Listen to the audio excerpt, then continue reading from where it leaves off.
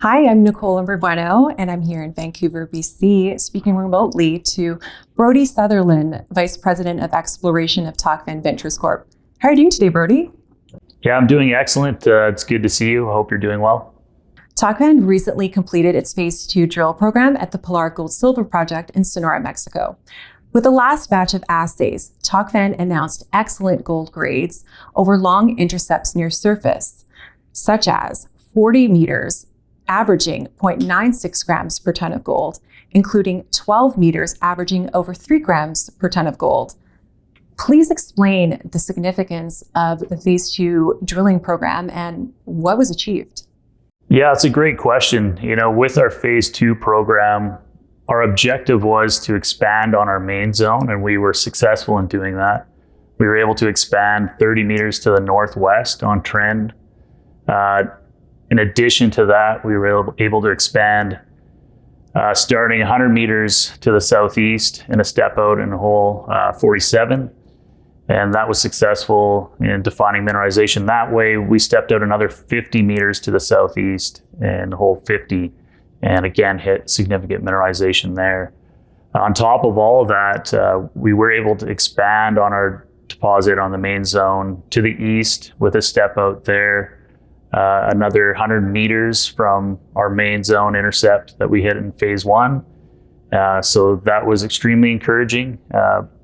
And then beyond that, what we wanted to accomplish was establishing what's going on in our Fort Trench zone. We were extremely successful in that part of the campaign. In that over a 500 meter zone, we were successful in hitting mineralization in each of those holes. So that's extremely encouraging. Beyond that, we did try testing one new target area in our triple vein zone. We drilled one hole, it was the last hole of the season, and we did hit mineralization at depth there, which is quite significant because we see mineralization at surface, and now at 100 meters depth, we've hit it again. So we think that's opening up a new zone for us to explore. What was the most exciting finding of the last drill program? Yeah, that's a great question.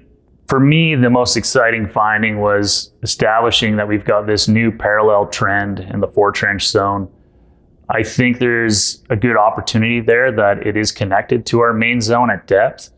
And now that we see that these two are running parallel to each other and very proximate to each other, I think it opens up that opportunity to continue to expand our main zone there. Why is this region in Mexico particularly outstanding for gold deposits? Yeah, Mexico has a long history of mining, and because of that, it has excellent access. So a lot of these areas are extremely accessible. We can drive right out to our sites. We can establish a drill program within half a day. And that allows you to explore more. You're putting more of your money into the ground versus spending it on logistics and helicopters and things like that. So I think the first thing is access. The second is geology. It has excellent geology. Where we are at Pilar, we see epithermal type systems. These are unique in this area in that they're exposed at surface. So you have something that's near surface, it's easy to extract if it's economic, and you can quickly get to it and define what's there. If you had a similar type system in an area that was heavily glaciated, like in northern Canada, it's likely that these areas would be weathered away. So the fact that they're intact on surface, they're broad, low grade, but usually centered on a high grade structure or vein. And that allows you to easily open pit these resources. And I think it just makes it stand out in terms of other regions. In Tocvan's last news release, it was mentioned that your team will analyze all drill results with a view to plan for the next phase of drilling. Please share with us any of your findings from your analysis and what your plan is for the next phase of exploration. Yeah, so there's two components to that. The first is structure. So we drill reverse circulation at Pilar. It makes it easy to do that. It's easy to access it. We have a lot of confidence in the grades that we get from that. But the one thing you lack in that is defined structure from not seeing solid core. So what we do is a lot of later structural analysis by doing downhole surveys. We have just acquired the final data set for that. So we'll be going through that and looking at which structures are actually carrying the mineralization, what their orientation is, how they correlate to other structures in the area. So that's the first component. The second component is geochemistry. So we do a lot of work with geochemistry, not just looking at gold and silver, but looking at a range of base metals, other pathfinder elements that can help guide us towards where we are in this system. And in that regard, what we're starting to see is there is a more copper dominant part of the deposit. There is a more silver dominant part. And that copper section is focused in the northwest. And as we move to the east and to the southeast, we're seeing more silver. And what's significant in that is typically in these epithermal systems, silver is near the top of it. So it means as we drill at depth, we've got a fairly good chance of hitting more mineralization as we go deeper down. When is the new drill program scheduled to begin?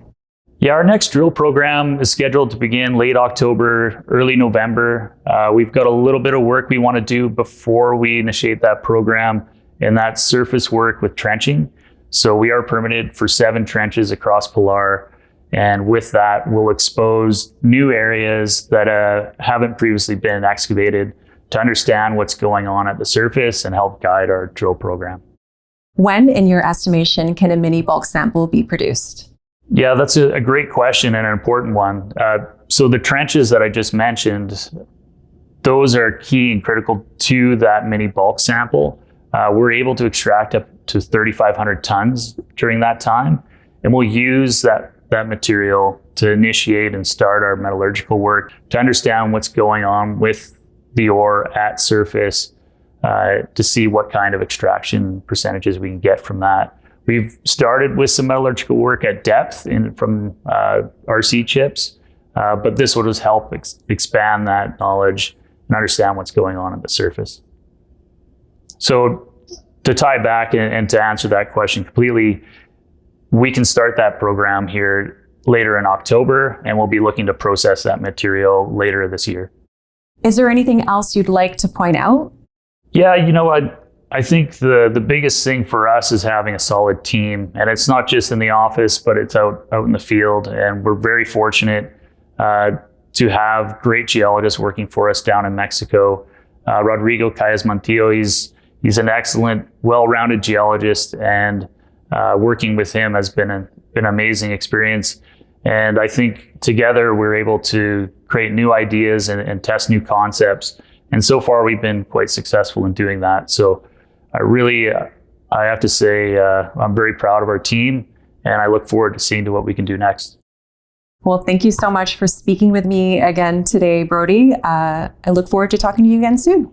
Yeah, thank you so much. Yeah, all the best.